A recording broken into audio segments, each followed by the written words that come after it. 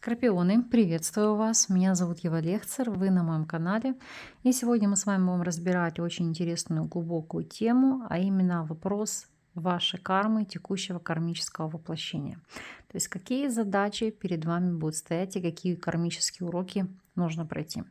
Но давайте для начала разберемся, что же такое карма. Карма переводится как действие, иными словами, это закон причинно-следственных связей.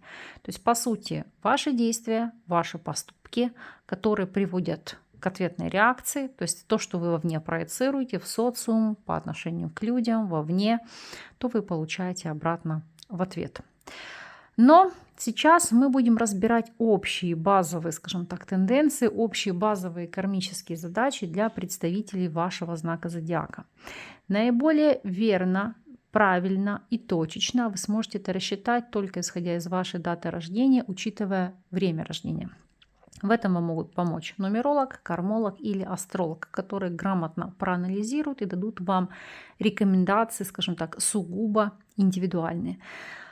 Так как базовые кармические задачи никто не отменял, я думаю, каждый узнает себя в этой характеристике. В любом случае, даже если вы будете не согласны, либо относитесь к этому скептически, прослушайте. В любом случае для вас это будет пища для ума и размышлений. Итак, что мы видим? Ваш знак зодиака соотносится с арканом смерть в колоде Таро. Это 13-й аркан, аркан трансформации, жизни и смерти, вопросов перевоплощения. Если мы будем смотреть зодиакальный круг, то он у нас соответствует 8-му дому гороскопа, опять же, дому жизни и смерти, дому трансформации, дому тайн, оккультизма, секса, чужих денег, наследства, нотариальных вопросов, расследований, то есть всего таинственного, мистического, назову так, невозможно. Все туда, куда вы можете приложить руку, положить максимальную трансформацию. Но прежде перед этим мы разберем основные базовые задачи, основную концепцию, которую вам нужно понять и осознать. Что является, по сути, вашей главной целью, вашей задачей? Это превратить свои недостатки в достоинство и сделать это при помощи любви.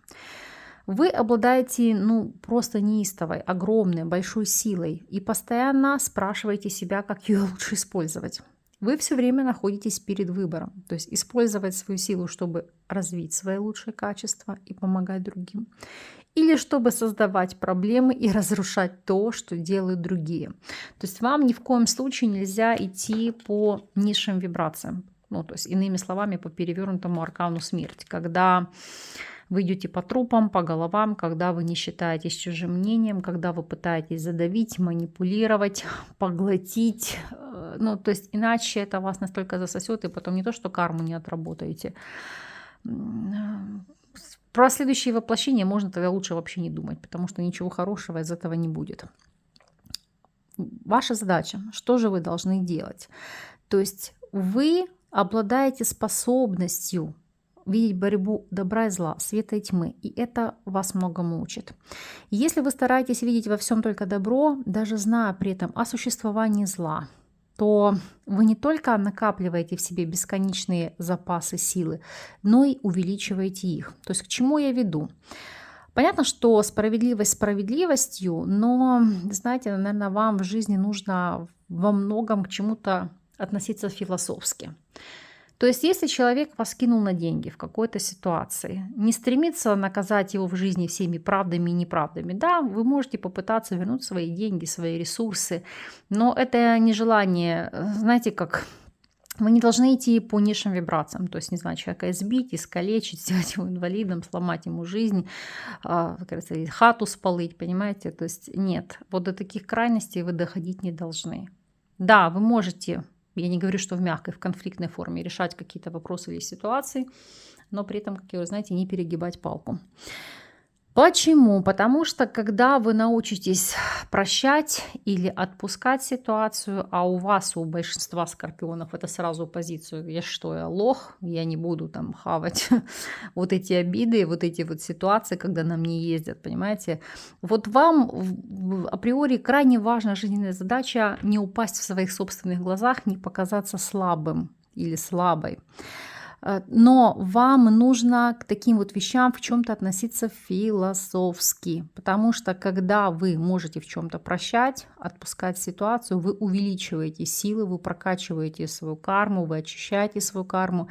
И как бы это странно не звучало, вот, допустим, вот вас кто-то обманул, кинул там на деньги, то мало того, что карма моментально настигнет тех, кто обижает скорпионов, но и вам эти деньги вернутся через другие ресурсы, через другие ситуации. То есть вам важно это понимать и принимать. И самое главное, что один из лучших способов спасти вам себя от эмоциональной и интеллектуальной темноты — это постараться использовать свою способность к творчеству, чтобы найти способ изменить ситуацию к лучшему. Что значит к творчеству? Кто-то может парировать, какой там из меня творец, я там не пишу картины, не музицирую. Творчество — это нестандартный подход в каких-либо ситуациях. Ну, например, вы шикарный продавец, то есть вы можете продать кому и что угодно. Это творческий подход, это творческая концепция, потому что вы находите и дипломатичный подход, вы прекрасные психологи, вы настолько вот чувствуете человека, от вас ничего нельзя утаить. Скорпион — один из самых мистических знаков. Вы человека считываете по всем моментам: вербально, невербально, интуитивно, с закрытыми глазами, по запаху, по воздуху, по одежде, по внешнему виду, как угодно. Вы уже четко понимаете, что человеку нужно от вас, от ситуации. Вот используя эти навыки и знания, умение считывать людей, а также используя НЛП-практики, вопросы в чем-то гипнотерапии, но с грамотным подходом, не во вред другим людям, да, а как бы во благо себе и им, вы можете достигнуть таких невероятных высот, что вы просто не представляете.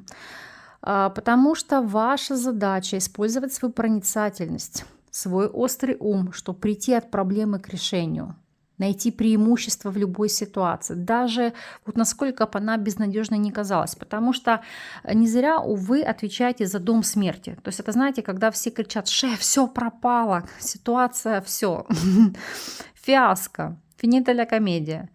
У вас в этот момент аккумулируются все силы, и вы находите такой нестандартный подход, такое какое-то нестандартное решение, что всех вы можете даже этим повернуть в шок. Потому что в момент кризиса вы начинаете критически мыслить. И это вам позволяет находить, действительно, выход из самых сложнейших вопросов.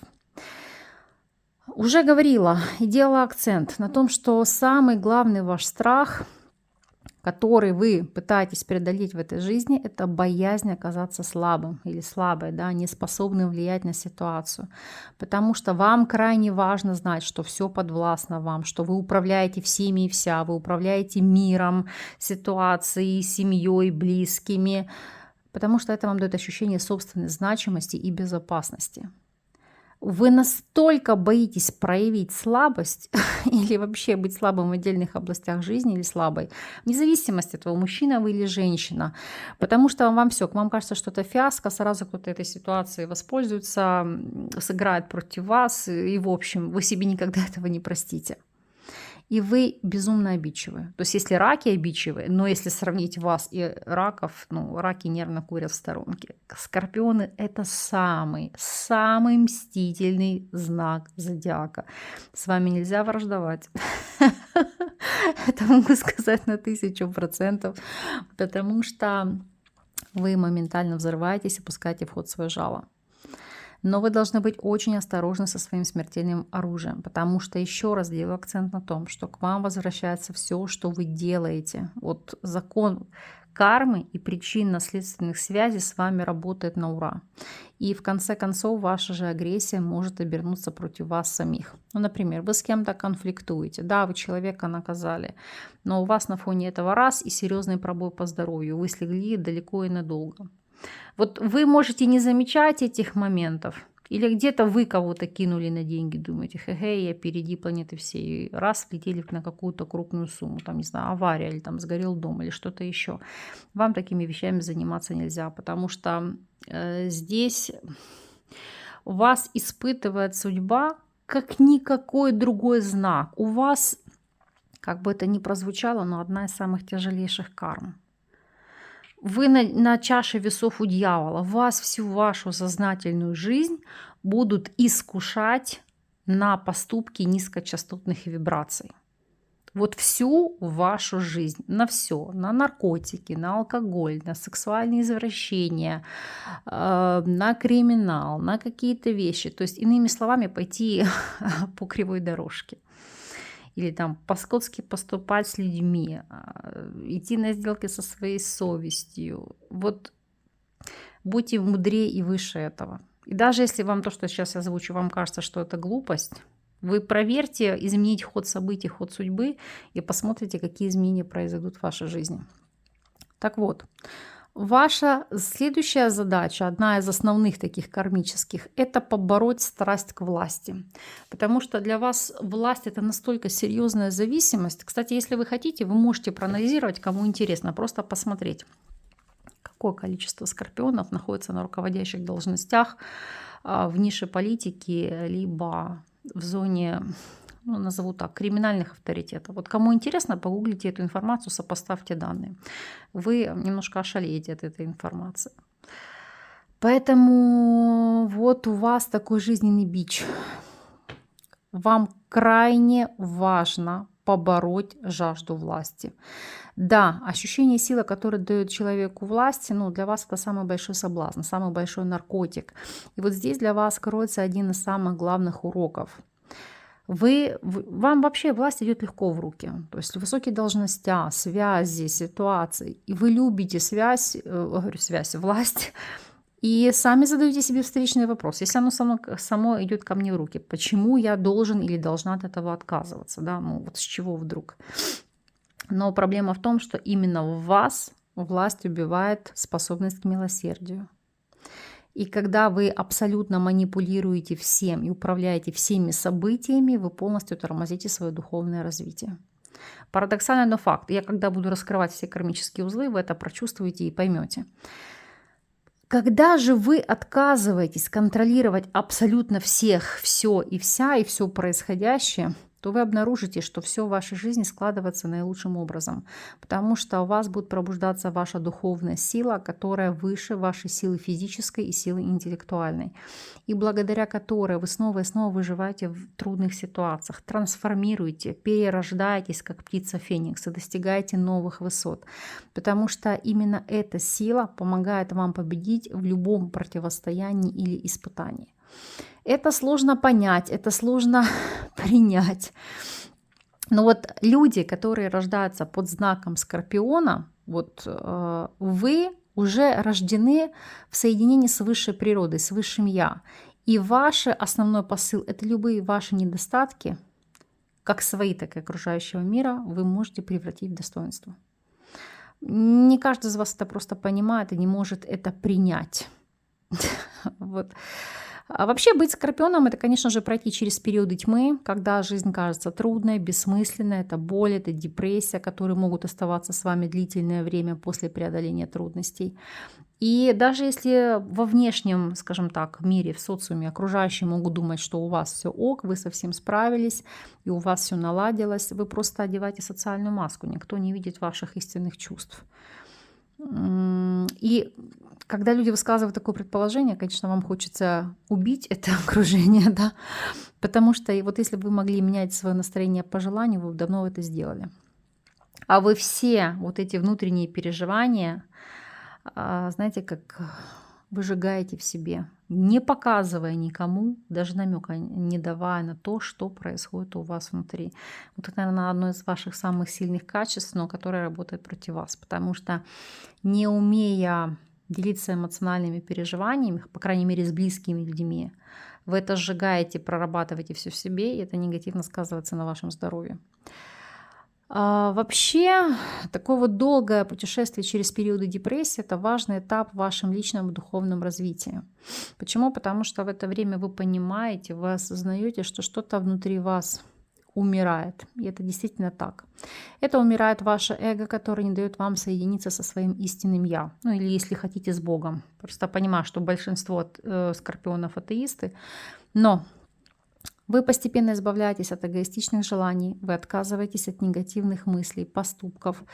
И я могу сказать, некоторые скорпионов даже много могут думать о смерти, другие даже могут пытаться решиться на самоубийство. Но Вы понимаете, что так же, как тьма сгущается перед рассветом, да, то вот мысли о смерти посещают у вас исконно перед духовным пробуждением. То есть это влияние энергии Феникса. То есть вы на эти суициды не решаетесь, но для вас это как толчок к кардинальным переменам в жизни, к каким-то потрясениям и благодатным изменениям. И вот чтобы ваше подсознание трансформировалось, крайне важно, чтобы умерли ваши предубеждения. Таким образом вы перерождаетесь заново. Вы возрождаетесь, вы выходите из темноты на свет и понимаете на самом деле, кто вы, что вы, какая ваша кармическая задача, какое ваше предназначение, что истинно, исконно важно в жизни для вас, чем вам стоит заниматься. Иными словами, жизнь для вас обретает новый глубокий смысл, возвращается счастье, и вы наконец-то начинаете испытывать благодарность за то, что вы живете и ощущаете любовь, достаток, счастье, теплоту, потому что именно любовь возвращает вас к жизни с темноты. Вот в этом состоит ваш главный урок. Любовь для вас это главная преобразующая сила, она может изменить все. И вам нужно не просто научиться любить, а вам нужно дарить любовь тем, кого вы любите, вашим близким, вашему окружению. Да, карма, конечно, у вас так себе, ставит вас в сложные, почти невыносимые условия, но вместо того, чтобы мириться с какими-то неудачами, вы должны бороться и идти до конца.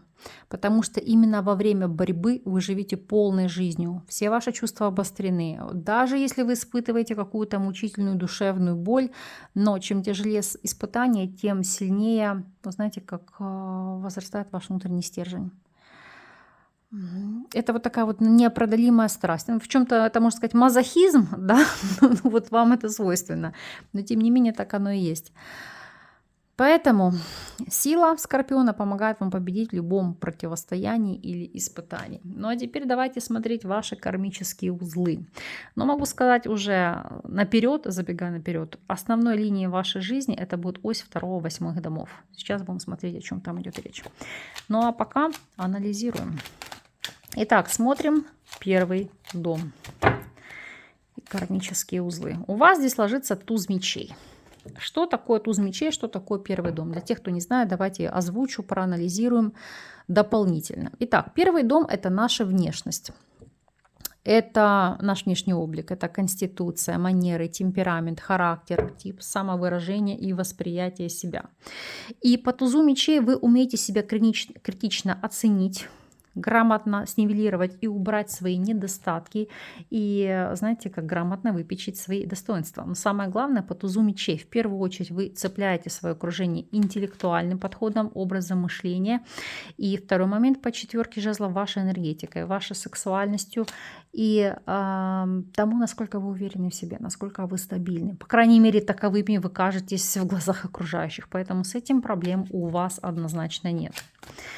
Если мы с вами будем смотреть второй дом, а вот по второму дому, как я вам не зря говорила, вот у вас, видите, важная линия 2-8 домов, у вас падает старший аркан башни. Итак, что же такое башня? Давайте смотреть, давайте анализировать. И что такое второй дом? Второй дом – это точка возможностей, это ваше имущество, доходы, а также виды трат. То есть это бюджет, это благосостояние, наличные деньги, это то, что вы тратите, то, что вы накапливаете. Это, по сути, вообще то, с чем вы пришли в эту жизнь во время вашего рождения через судьбу своих родителей. И то, что вы будете иметь благодаря своей трудовой деятельности. То есть сознательно приобретает тем либо иным путем в течение своей жизни. Башня. Башня говорит о том, что вы из тех представителей, из тех людей, которые возрождаетесь и поднимаетесь заново. То есть вы в один момент можете прогореть, потерять все и заново подняться. И так может быть несколько раз в жизни. Но финансы все равно к вам будут идти сами в руки. Благодаря вашему напору, устойчивости, целеустремленности. И мы потом проанализируем, но это 100% будет еще через вашего партнера или партнершу, через их энергию, либо через их ресурсы, через их деньги будет вопрос обогащения. И такой момент, поскольку здесь ложится башня, как бы для вас это опять же странно не прозвучало, но для вас один из принципов обогащения и стабильности это будут вопросы недвижимости.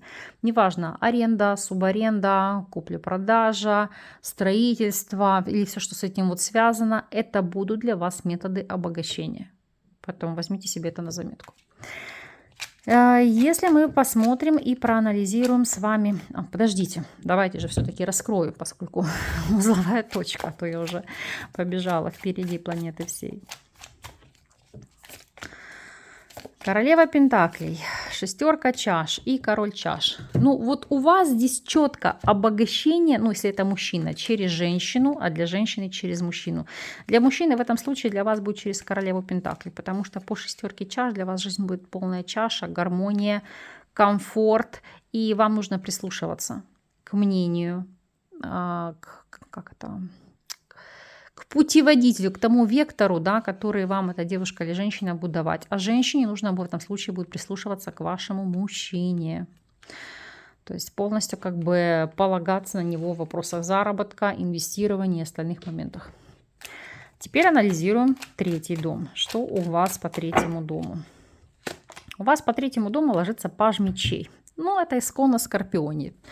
Объясняю почему. Третий дом – это у нас точка коммуникации, то есть это взаимоотношения ваши с окружающими, то есть родные, соседи, братья, сестры, близкие, родственники.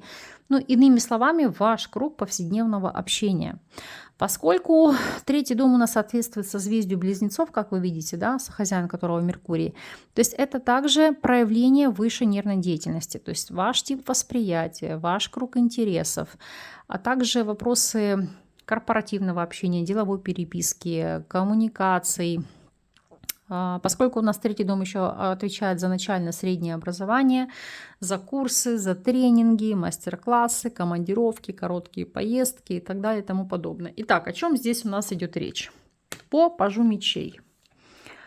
Прежде чем с кем-то вы будете выстраивать общение, общаться, но мало того, что вы проведете спектральный анализ человека, считаете так, или визуально, боже, да вы вот такого вот досье соберете на каждого, с кем вы будете общаться.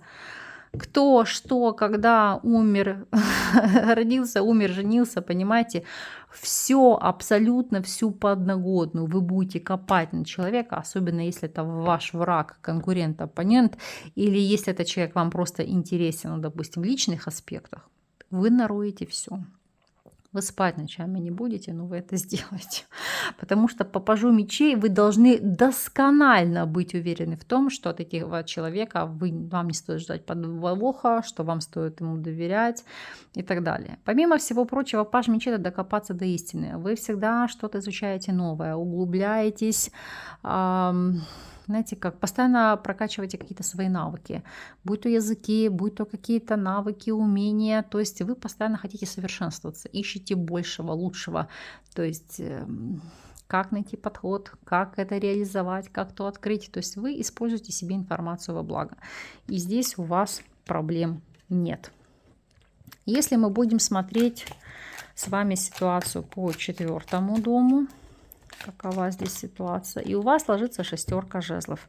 Сейчас я объясню, как у вас здесь работает башня.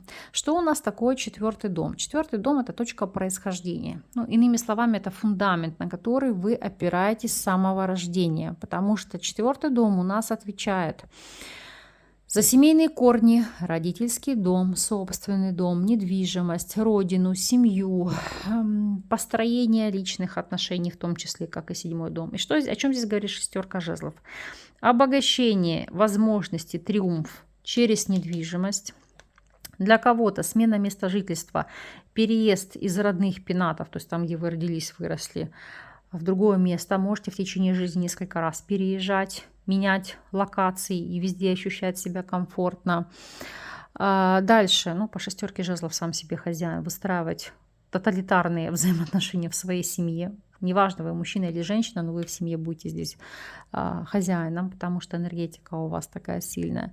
Ну и в целом шестерка жезлов – это хорошая база, которую вы получаете от рождения. Вне зависимости от того, в каких условиях вы родились, в хороших, плохих. Но шестерка жезлов – это расти с чувством собственного достоинства, с амбициями, с пониманием, чего вы хотите достичь в жизни. Поэтому здесь проблем я у вас не вижу. Смотрим с вами 5-й дом. Анализируем, что же по 5-му дому. 5-й дом, 4 жезлов. Интересный аркан, сейчас объясню почему. Поскольку у нас 5-й дом – это точка влечения, то есть это дети, искусство, это разного рода удовольствия, это ваши прихоти, это отдых, развлечения, игра, это азарт, искусство, успех, слава. Это любовь, это эротические связи. Но могу сказать так, у вас, если это любовники или любовницы, то это, знаете, как жен мужей может быть несколько, а любовник или любовница, которые проверены годами. Потому что по 4 жезлов вы прикипаете к человеку, несмотря на всю вашу скрытность, на попытки завуалировать эмоции, но тем не менее. Дальше. Вы действительно прикипаете к своим детям, несмотря на вашу в чем-то деспотичность, тиранию и тоталитарность. В большей степени это касается, конечно же, мужчин, но ваши дети – это ваше все. Ради них, как говорится, последнюю рубашку снимите. Плюс, опять же, поскольку точка влечения 5-й дом, а здесь ложится 4 жезлов, это кайфовать, это отдыхать, это наслаждаться, релаксировать, расслабляться в своем доме, у себя на родине, когда вы, неважно, или сами со своей семьей, или пришли друзья, гости, но вы ощущаете вот эту вот целостность, единение семьи, зону комфорта, не знаю, там для кого-то шашлыки, для кого-то там свой вид отдыха и деятельности, но вы наполняетесь через семейные связи, через совместный отдых, и вас действительно, даже если вам кажется, что вы родились, допустим, в социально неблагополучной стране, все равно вы в ней будете наполняться энергетически, ловить там кайф, отдыхать, потому что это ваши корни, вы там прям напитываете силой и энергией, это все равно будет ваше все. То есть здесь тоже как бы у вас все прекрасно. Смотрим 6-й дом. Либо, иными словами, точку силы. О чем здесь будет идти речь? И здесь мы смотрим, ложится 6 пентаклей. Значит, 6-й дом у нас отвечает за работу, службу, повседневные заботы, обязанности, за самочувствие, поскольку это 6-й дом – это забота о здоровье, за болезни и лечение, с домашних животных. Так вот, о чем здесь говорит 6 монет? Ну, вас пока пинком под зад не пнешь, вы не пойдете заниматься своим здоровьем. Вы будете умирать, но при этом будете говорить, что все хорошо, что прекрасное самочувствие, все хорошо, не надо никакого врача, никакой скорой, оно само пройдет или рассосется. 6 пентаклей – это когда вам нужна помощь, когда вам нужна забота со стороны, потому что сами вы не решитесь на какие-то перемены. Не потому что вы боитесь врачей, но вы будете оттягивать и откладывать до последнего, пока уже фактически не будете при смерти. И вот здесь вам это сразу как проработка. Занимайтесь этим вовремя, помогайте сами себе, потому что спасение утопающего – это дело рук самого утопающего. Опять же, 6 пентаклей. Некоторым из вас для старта в карьере нужны связи. То есть, знаете, как начать, как стартап, как трамплин, и дальше у вас уже пойдет как по маслу. То есть здесь нужна чья-то помощь, чья-то поддержка. Может быть, если вы начинаете свое дело или бизнес, чьи-то инвестиции. То есть без этого многим будет крайне тяжело. Я не говорю, что вы самостоятельно там не добиваетесь никаких результатов, но здесь как чья-то помощь, наставничество, чья-то поддержка, чьи-то инвестиции. То есть для вас это тоже основополагающее. Смотрим с вами 7-й дом. О чем у вас речь по 7-му дому? Что здесь будет? 7-й дом. Рыцарь мечей. Ну это да, это есть. Поскольку 7-й дом это, как его называют, точка «ты», он отвечает за брак, за партнера, которого вы сами себе выбираете, или партнершу. Также здесь может идти речь о деловом партнере. Ну, в любом случае этому дому подчинены все общественные связи, союзы, потому что это партнерство по добровольному соглашению, договору. Здесь, конечно, также могут проходить и конкуренты, и ваши оппоненты, открытые враги. Так, если это враг, не дай Боже быть вашим врагом. По рыцарю мечей сожрете, растопчете и уничтожите. То есть здесь это просто безапелляционно. Ну, понимаете? Рыцарь мечей это все, это снести. По-другому здесь не будет. Но если смотреть с точки зрения личной жизни, Вы здесь крайне ревнивы, вы здесь крайне чувствительные к своему «я». Это чувство собственничества. Вот я сейчас даже раскрою этого рыцаря мечей здесь на 7-й дом. Потому что вы не готовы мириться с притязанием на вашу вторую половину. Вне зависимости от того, мужчина вы или женщина. Колесо фортуны, влюбленный, королева жезлов. Это мое, на мое никто не может посягать. Я обладаю этим всецело. По сути, если кто-то посягает на ваше, вот по королеве жезлов она отвечает за амбиции. Это как будто кто-то посягает на вашу честь и достоинство. То есть вы не простите измены, вы не простите даже того факта, ну как, не самому партнеру. Если кто-то будет посягать на вашего партнера или партнершу, вы просто сожрете. Рыцарь мечей здесь это явно показывает. И то же самое касается вопросов партнерских взаимоотношений. Если, не дай бог, вас кинет бизнес-партнер, это не просто, знаете, как разойтись с друзьями. Вы уничтожите человека. Ну что ж, c'est такая карма. Хотя я вам говорю, что зачастую нужно поступать философски, но я знаю очень большой процент скорпионов в своей жизни. Ну, просто простить и отпустить. Я не знаю, какой у вас должен быть уровень духовного развития. Смотрим 8-й дом. Ну, не зря я говорю, для вас крайне важной будет, смотрите, ось 2-го, 8-х домов. Видите, это старший аркан в вашем доме, в доме жизни и смерти. 8-й дом – это вообще точка границ. Он у нас отвечает за материальные ценности, финансовые дела вашего брачного или делового партнера, за общие капиталы, наследство, страховки, завещания, расследования, преобразования, продолжительность жизни, за смерть, тайны, секс, оккультные способности и так далее. Ну, давайте обо всем поподробнее. Итак, умеренность с точки зрения оккультизма. Считывайте людей на ура, потому что по умеренности это чувствует людей интуитивно. Ну, даже не буду здесь расписывать, потому что здесь читать людей как открытую книгу. В особенности, если вам это нужно. Если мы будем с вами смотреть сексуальные контакты, то по умеренности это наполняться через секс. Он для вас крайне важен, это, знаете, как батарейка, то есть подпитываться энергетически. Именно, даже не просто без секса, вам нужен именно качественный секс. Без качественного секса вы прозябаете. Проблемы начинаются со здоровьем. Если брать общие капиталы, либо чужие деньги, то есть легко можете получить суды, кредиты, займы, инвестиции, с этим проблем нет, потому что вам люди интуитивно доверяют, с вами хотят сотрудничать и идут на контакт.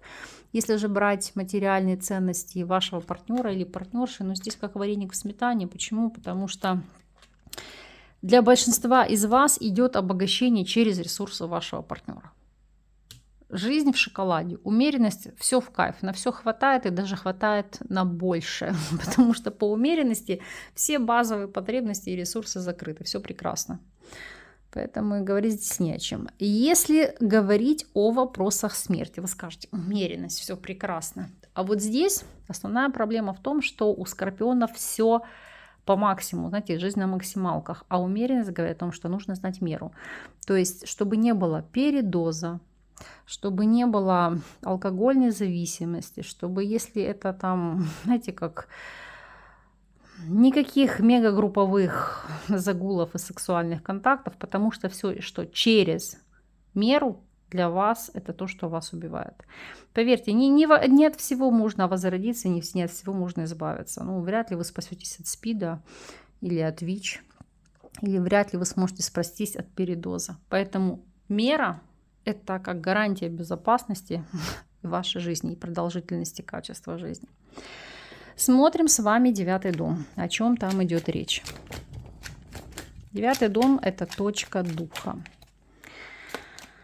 И у вас здесь ложится иерофант. Вот это то, чему вам нужно учиться. Не то чтобы смирению, а принятию духовности и любви. Почему? Потому что 9-й дом – это дом интеллектуальной жизни, религии, путешествий, особенно, допустим, дальних. Миграция, переезд за границу или просто дальние длительные путешествия, командировки, отдых.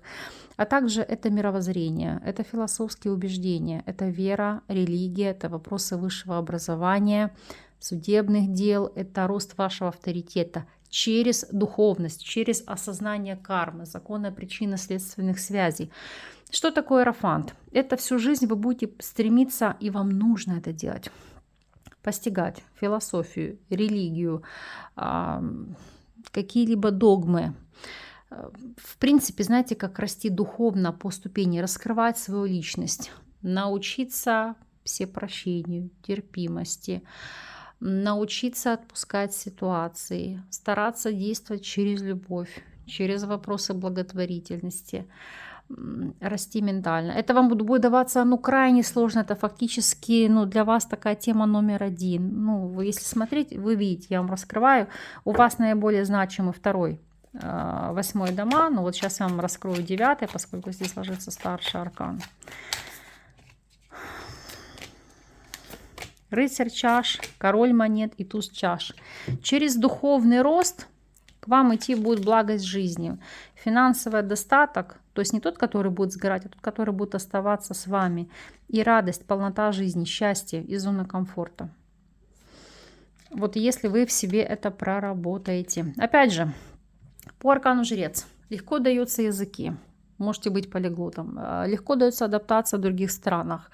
Это ситуация, когда вы как губка впитываете чужую культуру, нормы, религии, традиции. Вам легко. То есть вас это не коробит и не ломает, потому что вы можете, как вода, вы представитель стихии воды, принять форму любого сосуда, адаптироваться к происходящему и, как следствие, трансформироваться, исходя из обстоятельств. Если мы с вами будем смотреть и анализировать ваш 10-й дом, что у вас по 10-му дому? У вас здесь ложится 2 монет. 50-50. Буду объяснять сейчас, о чем это говорит.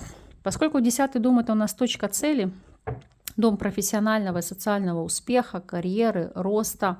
Это, по сути, самая высшая точка гороскопа. И она символизирует устремление и карьерные амбиции человека. Это то, без чего мало чего вы добьетесь в жизни, в социуме. Этот дом отвечает за жизненный уровень. Тот потолок, который вы можете достичь в профессии и в жизни. Потому что это карьера, род занятий, профессиональные достижения, успех, социальный статус, репутация и награды. Вы скажете, о чем же здесь говорит 2 монет? Она здесь прямо пропорциональна вашим стремлениям. Почему? Потому что вы можете быть, как и всю жизнь, на содержании, как говорится, в ус не дуть и кайфовать себе. А можете сделать сумасшедшую карьеру или бизнес. Все зависит от ваших целей, планов, амбиций, от ваших устремлений. Поэтому вот здесь такая ситуация 50/50. То есть какая исходная отправная точка, смотря к чему стремитесь, того и добьетесь. Смотрим 11-й дом. Что по 11-му дому? По 11-му дому 5 жезлов. По сути, так и есть. Что-то такое.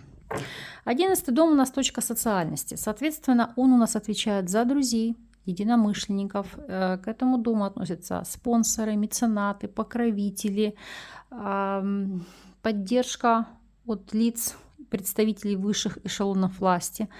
Это дом исполнения мечты, надежды, идеи, планы, желаний, осуществления каких-то глобальных целей, а также дом выигрыша и благотворительности. Так вот, 5 жезлов указывает, что вам за осуществление мечты придется бороться. Вам за место под солнцем придется бороться. Вам полжизни нужно будет показывать, доказывать, выгрызать. Знаете, как позиционировать себя и показывать, кто в доме хозяин. Без этого никак. То есть вся ваша жизнь – борьба. Вот запомните этот девиз.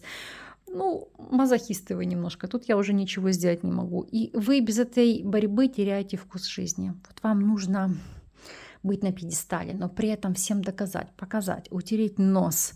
Не просто так, чтобы само упало с неба, а вот смотрите, я достиг или достигла этого сама. Вот посмотрите, кто вы, кто я. Тут есть такой момент непроработанного эго, но у вас это было, есть и будет. И давайте посмотрим и проанализируем с вами 12-й дом. Один тоже из важнейших домов для вас. Не зря сказала, один из важнейших, да? Здесь не просто так ложится отшельник. Почему? Давайте смотреть и анализировать. 12-й дом – точка одиночества. По 12-му дому идут монастыри, больницы, клиники, санатории, дома отдыха, работа в больницах, в тюрьмах, в приютах. Это, в принципе, деятельность, которая может быть связана с работой в закрытых учреждениях, секретных организациях. Это положить свою жизнь на алтарь служению какому-то делу. Это, в принципе, дом тайн, глубинной памяти, уединения, страхов, проработки, да, этих страхов, тайных связей, тайных врагов, скрытых болезней. Это дом проработки кармы, дом оккультных занятий. И здесь отшельник настолько у вас многогранен. В первую очередь он вам говорит о вопросах просветления и духовности, все-таки через погружение в познание религиозных догм, вопросы веры, религии, культуры и вопросы оккультизма. Потому что именно вот этот духовный свет, духовное просветление, которое вы ищете, оно даст вам ответы на многие ваши вопросы. У некоторых из вас будут потребности в изоляции, то есть уехать на ретрит, не знаю, стать йогом, буддистом, монахом. В любом случае вы потом будете возвращаться в мирскую жизнь к обычным людям, но у вас могут быть вот эти вот периоды, когда нужно изолироваться от всех и вся, чтобы осознать жизненный путь, цель, жизненные задачи и трансформироваться. То есть вот такие глобальные трансформации. Опять же, по отшельнику это служить людям, то есть быть каким-то узкопрофильным специалистом какой-то ниши, врачевателем, наставником, священнослужителем, психологом, гипнологом, духовным наставником, проповедником. Ну, то есть человек, врачеватель чужих душ. То есть вы можете лечить как физическое тело, как ментальное, так и эмоциональное. То есть у вас это, по сути, ну, как врожденная способность. Ну и, конечно же, поскольку отшельник у нас карта изоляции, вы можете работать в изолированных местах, я вам уже озвучила, и при этом сделать какую-то глобальную карьеру. Но и помимо всего прочего, вам нужно время для изоляции, для того, чтобы побыть одному, восстановить силы, ресурсы. То есть вам нужно больше времени для уединения. Таким образом вы восстанавливаетесь. Вы, конечно же, зададите вопрос про риски, связанные с ограничениями свободы. У Скорпиона они, безусловно, присутствуют, но вследствие тяги ко всему, скажем так, криминальному, да, потому что красиво жить не запретишь. Но девятка чаш, туз монет и двойка пентаклей, зачастую, если вы живете по совести, все-таки в радости и с желанием и стремлением творить добро, то этих проблем у вас не будет. У вас, наоборот, будет счастье, полнота жизни и очень хороший доход, хороший заработок. Более того, смотрите, у вас в жизни всегда есть альтернативный путь. Вас не зря здесь будут искушать, поэтому 12-й дом – это для вас дом, ну, проработки кардинальной кармы. То есть выбрать правильный путь, идти не по низшим, а по высшим вибрациям, по высшим энергиям.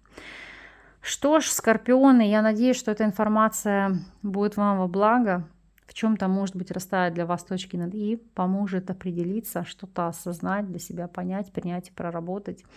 Если необходимо, смотрите эту еще информацию по асценденту, потому что что-то там для себя тоже подчеркнете.